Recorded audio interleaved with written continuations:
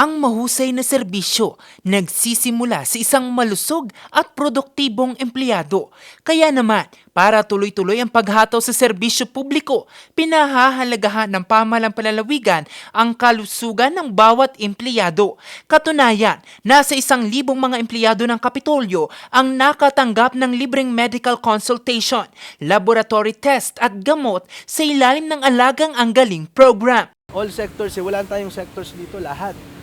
As in 100% of our population.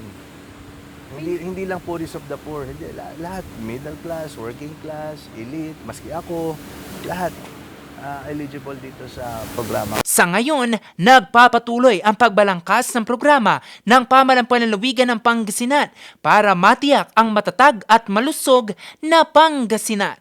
Jose Robert Inventor, Nation on the Move.